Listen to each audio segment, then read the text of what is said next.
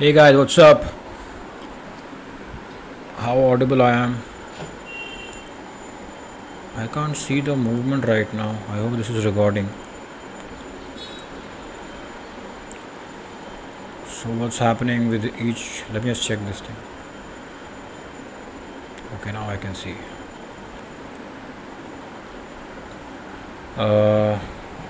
Fan अभी भी on रखा है मैंने लास्ट टाइम की तरह, क्योंकि मुझे इतनी ज़्यादा प्रॉब्लम तो कुछ खास हुई नहीं थी।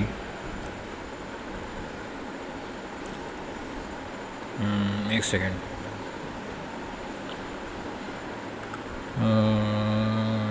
I think it's recording perfectly fine.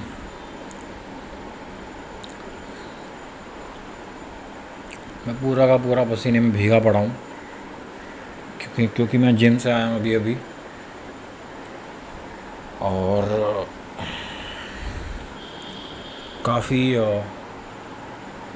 काफ़ी अच्छा वर्कआउट था and I felt great. That's what matters.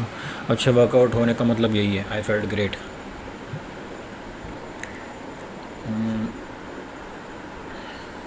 I get so many insights like passing clouds while training, but wisdom ये है कि उन पे ध्यान ना दे के वर्कआउट पे ध्यान दो और stay involved। वो इंसाइट आती भी इसलिए क्योंकि मैं इन्वॉल्व हूँ अंदर से, प्योर स्पेस से। जैसे कि मुझे लगता है कि जिम एक बहुत ही अच्छा मिनिएचर है लाइफ का, सोसाइटी का, वुड से नॉट लाइफ का, सोसाइटी का। हर इंसान वहाँ पर आता है, दिखता ऐसा है कि वो ट्रेनिंग या फिर वर्कआउट करने आए हैं, बट 99.9% लोग वहाँ पे वर्कआउट करने नहीं आते हैं। They look forward to come to the gym, क्योंकि उनके लिए वो एक सोशलाइजिंग की जगह है, सोशल स्पेस है। लाउड बातें करते हैं, जोक्स मारते हैं, ग्रुप्स में आते हैं, कोल्ड शोल्डर देते हैं। और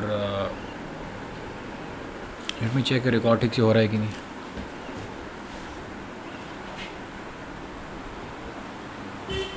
काफ़ी ब्राइट लग रहा था। Everything is perfect. सो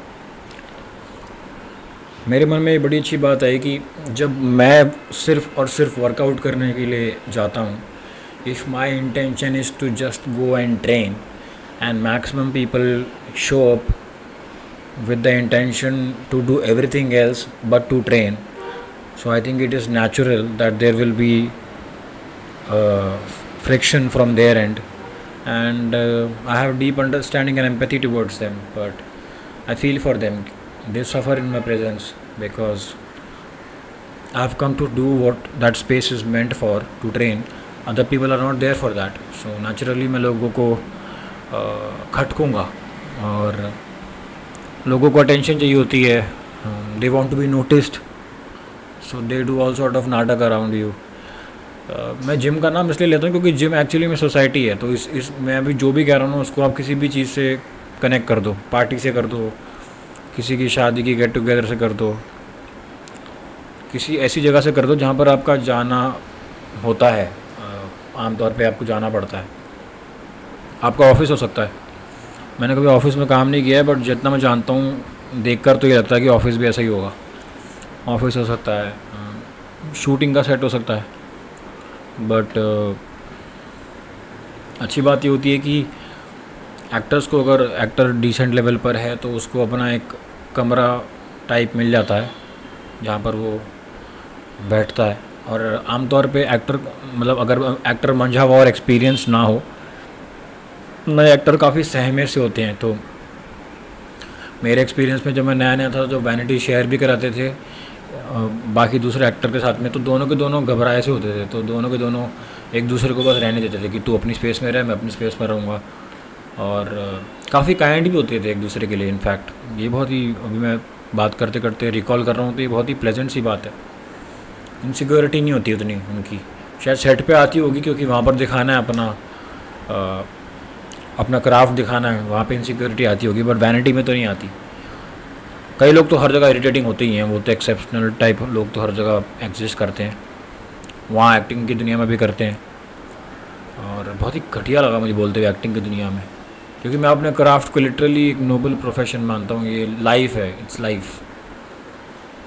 उसमें तुम्हें पैसे मिल जाते हैं, वो तो एक्स्ट्रा बोनस है, बट वो एक्चुअली में ये है कि तुम अपने आप को ढूंढ रहे हो और समझ रहे हो दिन रात भर। और अध्यात्म का और जीवन का प्राइमरी पर्पस भी यही है, योगा भी वही है, खुद को समझना, खुद को जानना, क्यों हम फलाना चीज़ करते हैं और क्यों हम फलाना कुछ सर्टेन चीज़ महसूस करते हैं, हम सर्टेन टाइप के इंसान क्यों हैं और हम ट्रूली कौन हैं। मैं किसी के कमेंट वगैरह या किसी के मैसेजेस इतना पढ़ता नहीं हूँ, बट मेरे साथ में ऐसा बहुत बार हुआ है कि कोई इंसान रैंडमली मेरे को कुछ लिख के दे देता है कहीं ना कहीं, किसी पोस्ट पर या कहीं पे यूट्यूब पे किधर भी। एंड अभी रिसेंटली एक इंसान ने बोला, मैंने पढ़ा नहीं पूरा, बट एक वर्ड उठ के आया, उसने बंदे ने बोला, लड़की ने बोला कि डू योर रिसर्च। तुम्हारे पॉडकास्ट में रील मैं देखती हूँ और लिंक क्लिक करती हूँ तो वो चीज़ नहीं मिलती। तो मेरा सिर्फ ये कहना है भाई, मेरे करने का तरीका और रीज़न बहुत ही अलग है, जो कि मैं समझा भी नहीं सकता। समझाने के लिए शब्द भी नहीं मेरे पास में, अगर शब्द होंगे भी तो मुझे वो एफ़र्ट डालना भी नहीं, क्योंकि वो बहुत ही ड्रेनिंग और टायर्डसम बात है। मेरा मकसद ये है कि मैं क्रिएट करता रहूँ, क्रिएट करते करते अपने आप को बेटर करता रहूँ। मैंने कितना कुछ सीखा है अपने पॉडकास्ट के थ्रू यार। मैंने साउंड समझा है, मैंने साउंड जो रिकॉर्ड कर रहा है सॉफ्टवेयर समझा है, मैंने माइक्स की नॉलेज ली है, मैंने नए नए सॉफ्टवेयर सीखे हैं। मैंने इससे पहले कभी प्रीमियर प्रो पे एडिट नहीं किया था, मैं प्रीमियर प्रो पे एडिट करना सीख रहा हूँ और सीख भी रहा हूँ, सीख चुका हूँ काफ़ी सारा भी। पहले मैं FCP पे करता था और कैमरास की नॉलेज आ गई है, कितनी सारी चीज़ों की नॉलेज आ गई। थंबनेल कभी ज़िंदगी में नहीं बनाया, मैं थंबनेल बना पाता हूँ, उसके लिए मैंने फ़ोटोशॉप की बेसिक नॉलेज सीखनी शुरू कर दी है। तो मेरी खुद की मैं जो कुछ भी करता हूँ लाइफ में, मेरी खुद की जर्नी है, खुद को समझने की, खुद के लिए बेटरमेंट जानने की।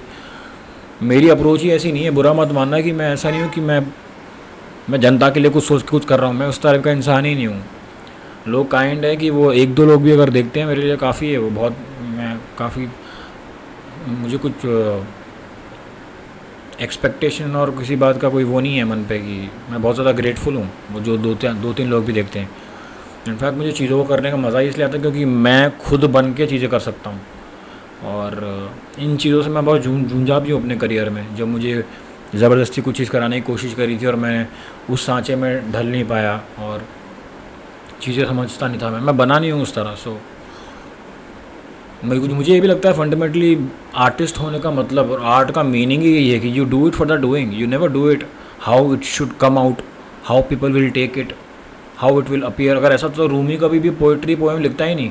Rumi, Maria Rainer Rilke, Khalil Gibran, greatest movies कभी बनती नहीं, क्योंकि बंदा ये सोचता रहता है अरे मैं क्या बोल रहा हूँ इसमें, तो मैं ऐसा लग जाऊँगा, मैं वैसा लग जाऊँगा। प्रॉब्लम ये है हमारे देश की करंटली सिनेमा के बारे में बात करना चाहूँगा, इतनी घटिया पिक्चर इसलिए बन रही है क्योंकि ये मेंटालिटी आ गई है कि जनता को क्या लगता है, जनता को क्या चाहिए। ये बहुत ही ज़्यादा एक बहुत ही छोटी और नीच सी सोच है, मुझे डिस्गस्टिंग सोच लगती है। दुनिया को कुछ नयापन चाहिए तुमसे, सच चाहिए, सच, और सच हमेशा से लोगों को हिलाता है। तो इसमें जनता कहाँ से आ गई? जनता तो देखने आती है जो हम अंदर से जो ढूंढ के निकाल रहे हैं। जनता का कोई पॉइंट ही नहीं है इसमें, वो तो जहन में आते भी नहीं है कभी भी, और आने भी नहीं चाहिए। अगर जनता तुम्हारे दिमाग में आने लगे तो तुम एक्चुअली में बिजनेसमैन हो, तुम आर्टिस्ट नहीं हो, और तुम में वो बात भी नहीं है कि तुम कुछ नया दुनिया को दे सकते हो, क्योंकि तुम अपीयरेंस में इतने फंसे पड़े, तुम अपने आप को प्रोजेक्ट ही करने में इतने ज़्यादा फंसे पड़े हो कि तुम अपने सच को ढूंढोगे कैसे? क्योंकि सच आमतौर पे बहुत ही ज़्यादा क्लमजी और अगली होता है।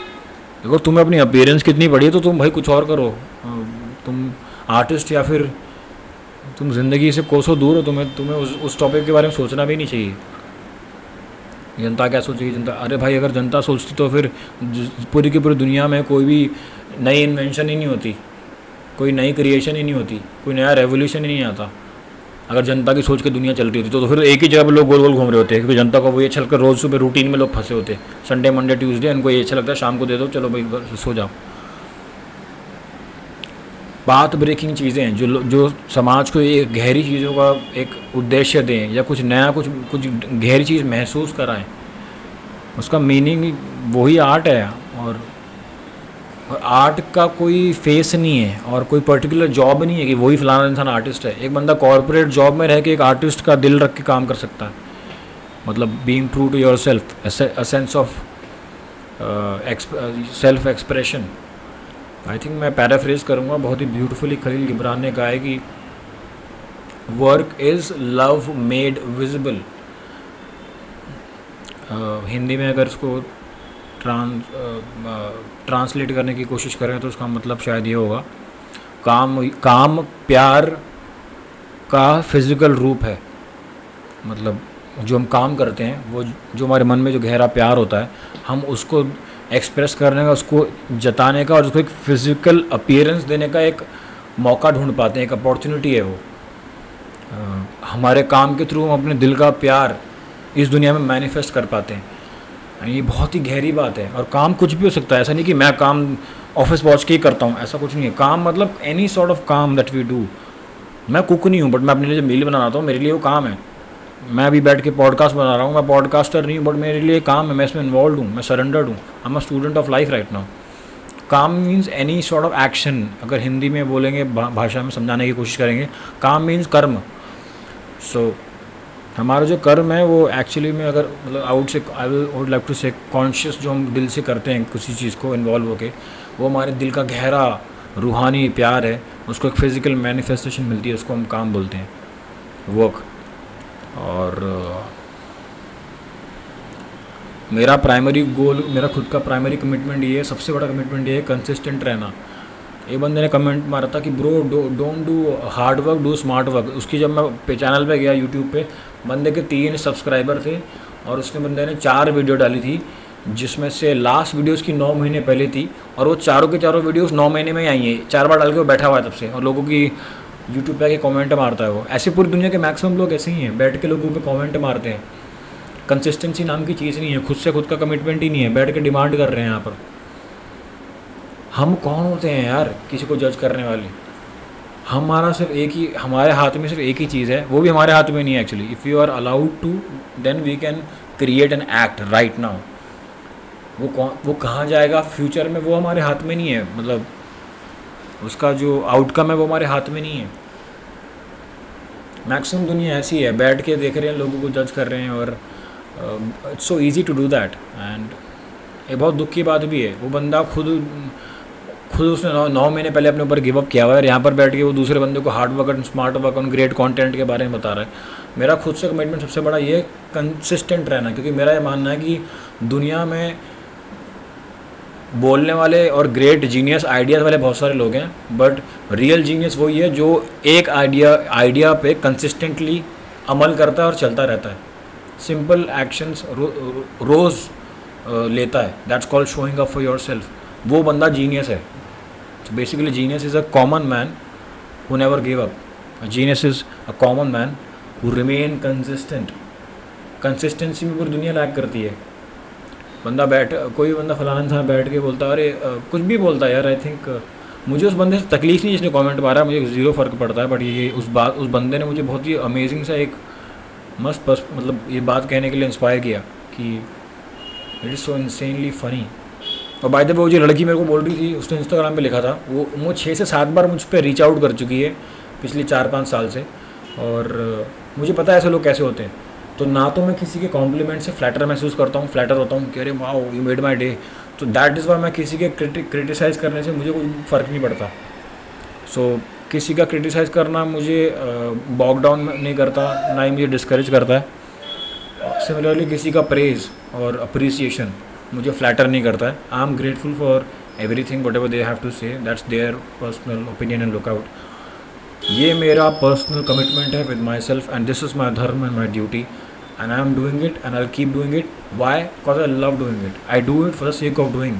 Where ever it leads me, वो बात की बात है, उस बारे में सोचता भी नहीं।